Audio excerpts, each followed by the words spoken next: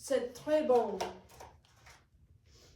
As a staple food in France, and one that's celebrated every February 2nd, anyone would think that the crepe is a very complicated dish.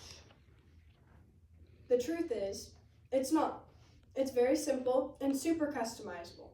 Everyone should learn how to make this dish because you can put whatever topping fits your craving at that hour.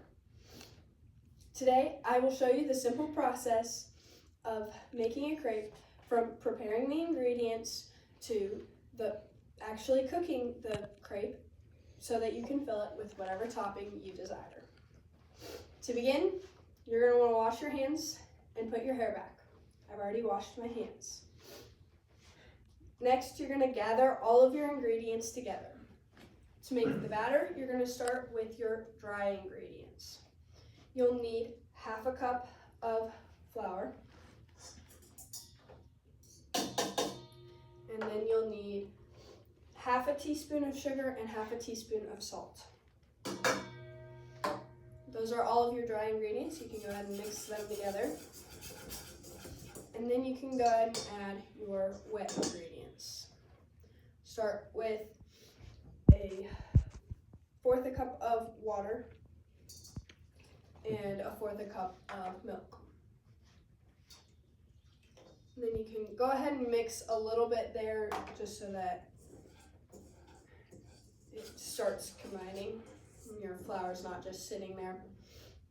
You can you'll have to scrape it off the sides a little bit. Then you can go ahead and add your oil. It's 1 tablespoon. And your 2 eggs.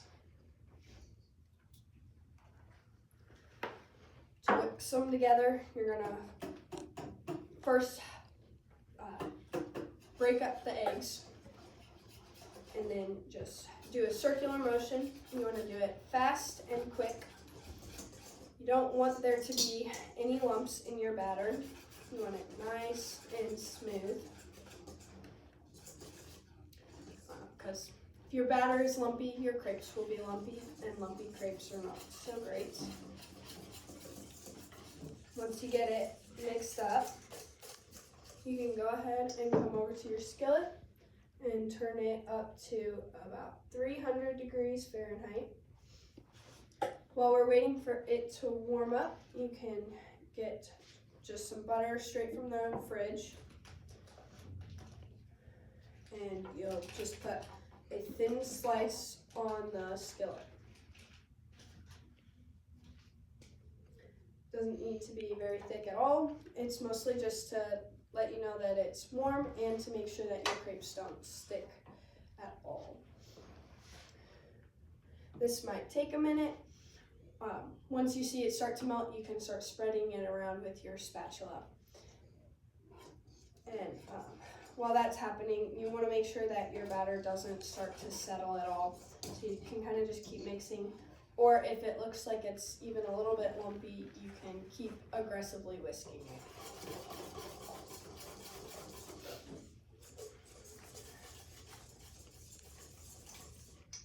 And my butter is starting to melt, so I'll go ahead and spread it around. Especially if you're going to use the whole pan, you want to cover the whole pan. You don't want to leave any part of it undone if you're going to be putting batter everywhere. Once you have butter everywhere, you can go back to your batter, give it one last good whisk, and then you can pour it to however big of a crepe you would like. I'm going to make slightly smaller ones today than I usually would. Or not. That one's spread out quite a lot. They do like to spread, so you don't need to put as much as you think you do.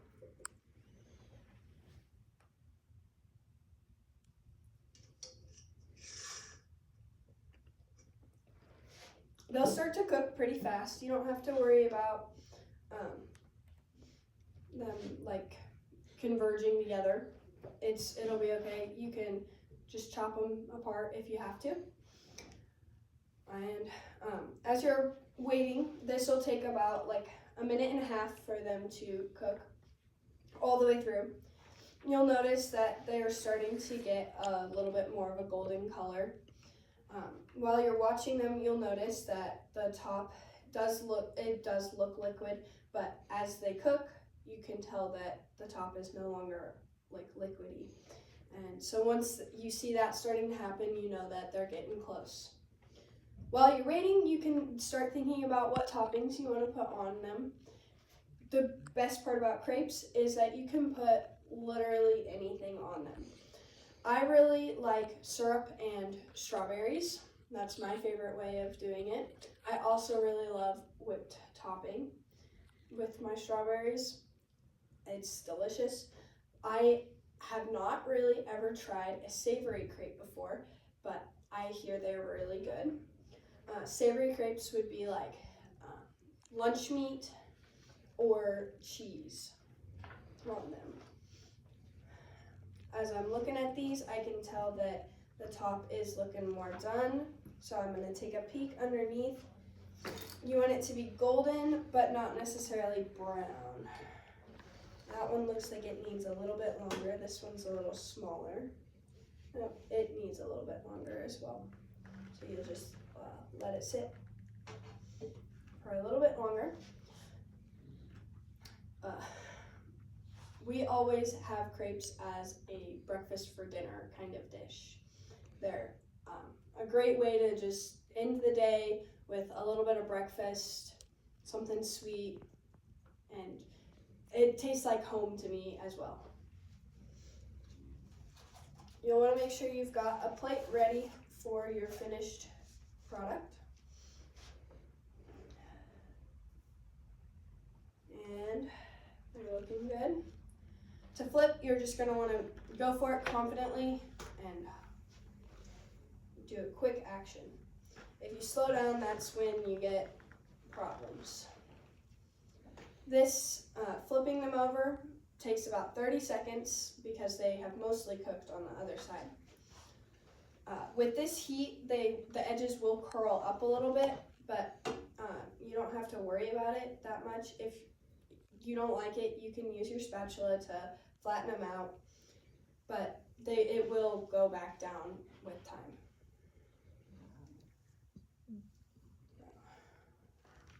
We've got that taken care of, and our plate is ready. And looking good. They've got little brown spots on them. Those are always good because they're a little bit crunchy. Once you've taken them off the pan, you're done. So you want to go ahead and turn your skillet off. You don't want to start a fire. That'd be bad. Now, some people always think that crepes are like folded into triangles. Usually that's with larger crepes than these. I like simply rolling them up after putting on whatever topping you're going to put on. I like rolling it up into almost like a little burrito, just like that. So to wrap up, crepes are super fun to make and they're very tasty. They're also super simple. Now you guys all know how to make crepes, which will totally impress all of your friends, and you can make them for any occasion. All you have to do is prepare the ingredients, whisk them together, cook a golden crepe that you can then fill with any topping to fit whatever the occasion is. All you have to do then is set the table and say bon appetit, merci beaucoup, thank you.